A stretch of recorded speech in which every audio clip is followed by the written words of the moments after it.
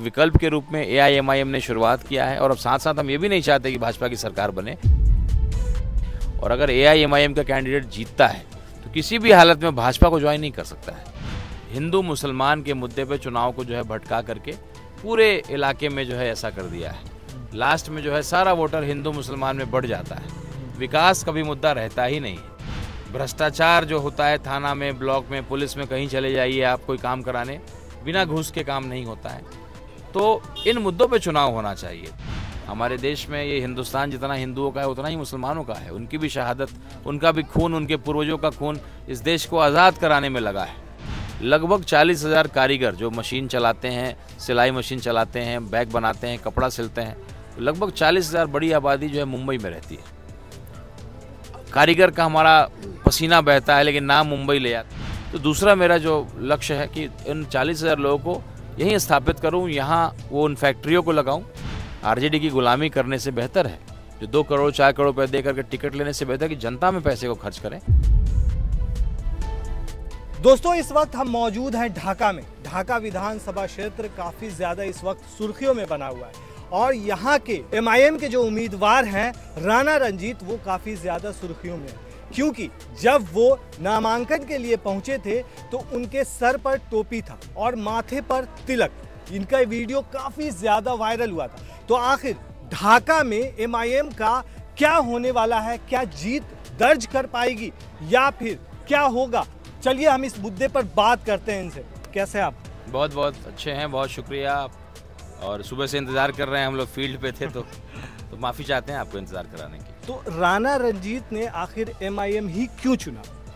राणा रंजीत सिंह विधायक और सांसद बनने के लिए नहीं आया है। बचपन से जब मैं पैदा हुआ हूँ, मेरे पिताजी विधायक रहे, मंत्री रहे, सांसद रहे, तो एक सियासी परिवार से आता हूँ। तो कुछ नया और बड़ा करने की इच्छा थी और जो एक समाज को जिस तरीके से गलत दिशा में, राजनीति जो है गलत दिशा में जा रही है, उसको बदलने का प्रयास कर रहे हैं।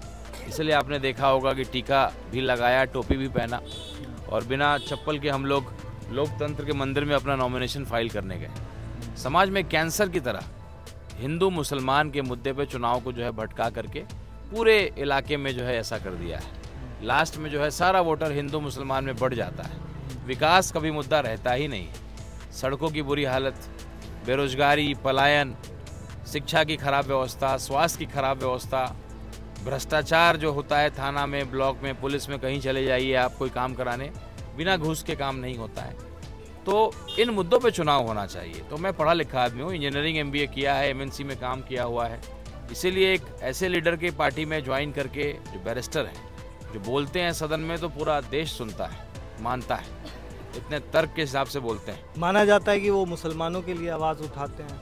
देखिए, कोई क्रांति एक दिन में नहीं होता है और ये शुरुआत याद होगा आपको, जब बैरिस्टर साहब जब चुनाव बिहार में लड़ने आए थे या कोई आया तो बहुत तरह की बातें, अब शब्द भी लोग बोला करते थे। और अब स्थिति ये है कि उनको देख करके अब एक एक हिंदू भी गर्व महसूस करता है। जिस तरीके से उन्होंने पाकिस्तान को लताड़ा, हिंदुस्तान जिंदाबाद, पाकिस्तान की कमियों को बताया, हर मंच पे बताया, तो एक एक हिंदू अब गर्व करता है कि हमारे देश में ऐसे ऐसे मुसलमान भी हैं। हमारे देश में ये हिंदुस्तान जितना हिंदुओं का है उतना ही मुसलमानों का है। उनकी भी शहादत, उनका भी खून, उनके पूर्वजों का खून इस देश को आज़ाद कराने में लगा है। तो ये गर्व महसूस करते हैं। जिस तरीके से हमारे बैरिस्टर साहब ने बोला, उतना तो कोई कट्टर हिंदू या RSS वाले भी नहीं बोल पाए। तो महागठबंधन से अलग क्यों है? आखिर क्या वजह है जो महागठबंधन में शामिल नहीं किया है? ये उनकी समस्या है। हम तो बहुत ही 5 विधायक जीत करके आए थे और मात्र कह रहे थे कि 6 सीट भी अगर मिलता है तो हम तैयार थे, क्योंकि हम समझदारी दिखाना चाह रहे थे। हम नहीं चाहते थे कि सेकुलर वोटों का बिखराव हो, लेकिन उनकी चिंता कुछ और है। आज की जो सच्चाई है मैं आपको बताऊं, जो मेरी समझ है, तेजस्वी यादव जी को अब चुनाव नहीं जीतना है। बीजेपी वालों ने उनको ऐसा लपेटा है कोर्ट कचहरी और केस मुकदमा में कि उनको ऐसी स्थिति हो गई है कि शायद 2 साल 3 साल का सज़ा हो जाए और उनका राजनीतिक जीवन वहीं बंद हो जाए। तो उनको स्पष्ट आदेश है भाजपा वालों से कि चुपचाप रहिए, विपक्ष के नेता बने रहिए। जो आप देखिए तेजस्वी यादव जिस ऊर्जा के साथ जो मेहनत कर रहे थे पहले, ये 15 दिनों में बिल्कुल आपने देखा हो, जैसे ही सुप्रीम कोर्ट में सुनवाई के लिए पूरा परिवार गया था, उसके बाद से आप बॉडी लैंग्वेज आपने देख लिया, बदल गया है पूरा बॉडी लैंग्वेज। आप 15 दिन तक आप नेता हैं, लीडर ऑपोजिशन हैं, तत्काल में पार्टी के नेता हैं, महागठबंधन के चेहरा हैं, और आप क्या कर रहे हैं? बैठ करके धनतेरस मना रहे हैं, लोगों का धन गिन रहे हैं। यहाँ के जो कैंडिडेट को टिकट मिला है, खेत बेच करके वो 3 करोड़ रुपया दिया है, तब जाके टिकट मिला है। तो ऐसे तो आरोप तो लग रहा है AIMIM पे भी लग रहा है। ठीक बात है, लगे होंगे, लेकिन इधर के इलाकों का तो मैं नहीं जानता हूँ। सीमांचल में कुछ न्यूज़ मैंने सुना था, लेकिन कहीं ना कहीं उधर पार्टी का बढ़ता हुआ कद है, इसकी वजह से ऐसे काम हुए हैं। लेकिन ये तो सच्चाई है। RJD मदन शाह जो मधुबन के अभी कपड़ा फाड़ करके रो रहे थे, पिछले बार टिकट भी मिला था, तो पिछले बार उन्होंने लगभग 3.5 करोड़ रुपया दिया था। इस बार 2 करोड़ 70 लाख रुपया जो है उन्होंने दे दिया था संजय यादव जी को, और मांगा जा रहा था। तो किसी और कैंडिडेट ने ज़्यादा दे दिया, 5-6 करोड़ दे दिया। तो कहीं ना कहीं ये तो सच्चाई है। जो टिकट पाया है पैसा दे करके वो कह रहा है। तो चीज़ें जो हैं, स्तर राजनीति का पतन हो रहा है लगातार। हमारे जैसे पढ़े लिखे लोग अगर राजनीति में आए हैं तो बदलना चाहते हैं, कुछ चीज़ों को बेहतर करना चाहते हैं, एक नया सकारात्मक पॉलिटिक्स की शुरुआत करना चाहते हैं। तो ये यहाँ के असली मुद्दे क्या हैं ढाका के? असल में ये देखा जाए तो महात्मा गांधी ने यहाँ सबसे पहले विद्यालय की स्थापना की थी, सबसे पहले देश के अंदर में। तो आखिर यहाँ के ज़मीनी मुद्दे क्या हैं? देखिए, सबसे बड़ी समस्या अगर ढाका विधानसभा की अगर मैं कहूँ ज़मीनी मुद्दा, तो इसमें नाली का नहीं होना, पानी के निकासी का समस्या नहीं होना। यहाँ पे एक ही सड़क को हर साल बनाया जाता है और वो हर साल टूट जाता है। क्यों टूट जाता है? क्योंकि यहाँ स्मार्ट वर्क नहीं होता है, हार्ड वर्क बोल दीजिए। एक ही सड़क को बार बार क्यों बनाना है? पहले आप नाली बना दीजिए, पानी की निकासी का समस्या को दूर कर लीजिए।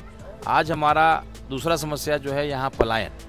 लगभग 40,000 कारीगर जो मशीन चलाते हैं, सिलाई मशीन चलाते हैं, बैग बनाते हैं, कपड़ा सिलते हैं, लगभग 40,000 बड़ी आबादी जो है मुंबई में रहती है।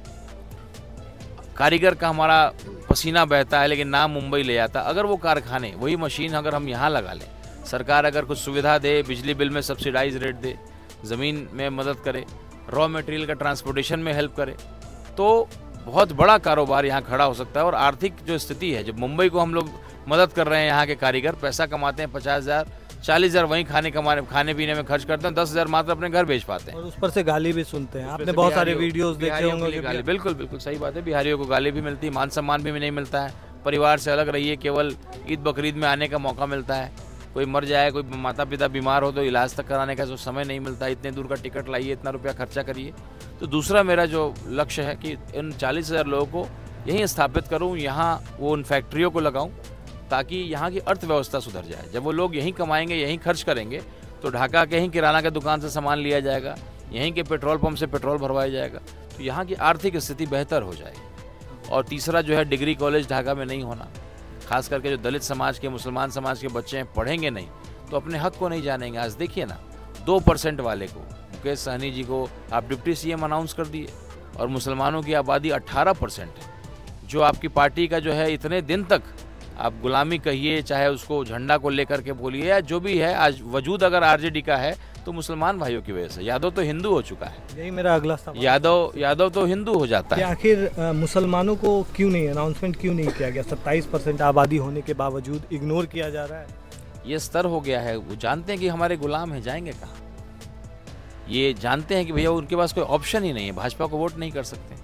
तो ये उनकी ढीठपंथी कहिए, उनका अहंकार कहिए, भाई हमें मालूम है आप जाओगे कहाँ, आपके पास कोई दूसरा रास्ता नहीं है। इसीलिए एक विकल्प के रूप में AIMIM ने शुरुआत किया है। और अब साथ साथ हम ये भी नहीं चाहते कि भाजपा की सरकार बने, और अगर AIMIM का कैंडिडेट जीतता है तो किसी भी हालत में भाजपा को ज्वाइन नहीं कर सकता है। कभी भी सरकार बनाने की नौबत आएगी तो हम भाजपा के साथ मिलकर सरकार नहीं बना सकते। हम अपने शर्तों पे कहेंगे कि डिप्टी CM बनाओ मुसलमान के बेटा को, CM बनाओ दलित के बेटा को। कहीं ना कहीं हम वो चाहते हैं। तो अगर ताकत एकत्रित कर पाएंगे तो शायद बिल्कुल जो एक सपना जो देख रहे हैं, डिप्टी CM क्या, CM मुसलमान का बेटा बनेगा, दलित का बेटा बनेगा, तो ये बदलाव हम लोग चाहते हैं। OBC समाज के लंबे समय तक आप मुख्यमंत्री हुए बिहार में, यादव समाज से हुए, कुर्मी समाज से हुए, अब जो है मौका दलित को, मुसलमान को मिलना चाहिए। पिछली बार चुनाव में सीमांचल से 5 सीटें AIMIM के पास आई थी, लेकिन उसमें से 4 विधायक जो है पार्टी छोड़ करके भाग गए। तो क्या इस बार भी ऐसा कुछ हो सकता है जीतने के बाद? किस पार्टी में ऐसा नहीं होता है? बता दीजिए आप, कौन सी पार्टी के विधायक नहीं भागे? अविश्वास जो यहाँ लगा था, पुलिस वालों ने बंदूक के दम पे जो है विधायकों को रोकने का काम किया है। RJD के विधायक मोदी जी के मंच पे जाकर के बैठ जाते हैं। अभी कितने विधायक टूटे ना, RJD के कितने विधायक टूटे? चेतनानंद जी सीहोर से टूटे, उसके बाद अभी 2-3 विधायक अभी गया जो कार्यक्रम था वहाँ गए। तो ये किस पार्टी में नहीं होता है? और विधायक टूटे हैं, जनता नहीं टूटी है। जनता आज भी MIM के साथ है, ओवैसी साहब के साथ है। और देखिएगा, जहाँ भी AIMIM चुनाव जीतती है, 1000-2000 से नहीं, 50,000, 60,000, 40,000, 35,000 सीमांचल के जितने सीटों पे हम जीते थे। और मैं आपको आज लिख के दे रहा हूँ कि अगर जो परिस्थिति बन रही है यहाँ भी ढाका में जीत 10,000, 12,000 की नहीं होगी, 50,000 की होगी। एक तरफा लोग आएंगे।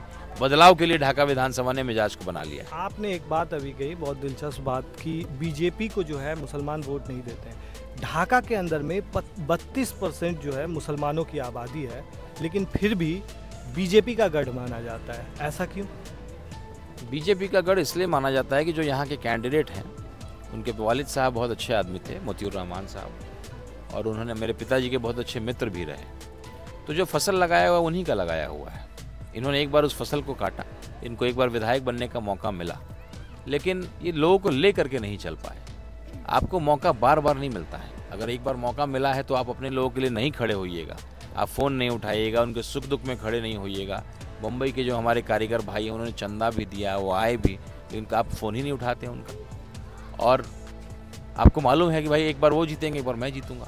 ये तो AIMIM आ गई कि दोनों की हालत ख़राब हो गई है। पवन जायसवाल जी की भी वही हालत है और फैसल रहमान साहब की भी वही हालत है। और ढाका को एक मजबूत विकल्प नज़र आने लगा है, तो पूरा ढाका बदलाव के मिजाज में है। तो देख रहे हैं कि भाई बैरिस्टर ओसी साहब हमारे लिए चुनाव जो है लड़ने आए हैं, और वो लगातार पार्लियामेंट हो, सड़क हो, हर जगह लड़ते हैं, कौम की लड़ाई को लड़ते हैं। आज वक्फ बोर्ड के खिलाफ कितनी मजबूती से उन्होंने लड़ाई को लड़ा। तो निश्चित रूप से ये एक शुरुआत है। मैं हिंदू समाज से आता हूँ, राजपूत समाज से आता हूँ, और इस पार्टी में जुड़ा हूँ। मुझे देख करके कई लोग प्रेरणा ले रहे हैं, और कई लोग देख रहे हैं कि भाई RJD की गुलामी करने से बेहतर है, जो 2 करोड़ 4 करोड़ रुपये दे करके टिकट लेने से बेहतर कि जनता में पैसे को खर्च करें। और जो सम्मान ये पार्टी दे रही है हिंदू होने के बावजूद, 6 महीना पहले मुझे कैंडिडेट डिक्लेयर कर दिया गया, तो ये उससे बड़ा मेरे लिए क्या सम्मान है। आज राणा रंजीत सिंह की पहचान पूरे देश में है। कोई विधायक की पहचान कितने दूर होगी? यहाँ के जो पूर्व विधायक हैं, यहाँ के विधायक का कितना लोग जानता होगा? 2-3 जिला तक। आपका एक वीडियो काफ़ी ज़्यादा वायरल हुआ था हाल में ही। आपने जय श्री राम का भी नारा लगाया था और उसके बाद आई लव मोहम्मद भी कहा था। इस पर कुछ कहेंगे? बिल्कुल। हम लोग ये जो कुछ पार्टी लोग हैं जो धर्म का इस्तेमाल सियासत के लिए, राजनीति के लिए करते हैं, सरासर गलत है। ये नहीं होना चाहिए। आप राजनीति सेवा के भावना से आए हैं, विकास आपका मुद्दा होना चाहिए, लोगों का काम, भ्रष्टाचार, इस पे चर्चा होनी चाहिए। यहाँ हर चीज़ हिंदू मुसलमान पे बना दिया है। तो ये बिल्कुल देखिए, सनातन धर्म में हम लोग को सिखाया जाता है कि अपने धर्म का सम्मान करते करते अपने हर धर्म का जो अपने आसपास है उनका भी सम्मान होना चाहिए। तो हमें आई लव मोहम्मद बोलने में कोई हर्ज नहीं है। और हम लोग किसी पार्टी के सनातनी नहीं हैं, हम लोग किसी पार्टी के हिंदू नहीं है, सर्टिफिकेट वाले हिंदू नहीं है। इसलिए हम हर हर महादेव भी बोलते हैं, जय श्री राम भी बोलते हैं, और आई लव मोहम्मद भी बोलते हैं। हमें कोई दिक्कत नहीं है। सियासत धर्म पे नहीं होनी चाहिए, सियासत विकास पे, लोगों की सेवा, लोगों की परेशानियों पे होनी चाहिए। तो दोस्तों, ये थे हमारे साथ राणा रंजीत, जो एक तरह से कह सकते हैं कि जय श्री राम का भी नारा लगाते हैं और आई लव मोहम्मद भी बोलते हैं। अब देखने वाली बात यह है कि ढाका विधानसभा क्षेत्र से जनता क्या फैसला सुनाती है।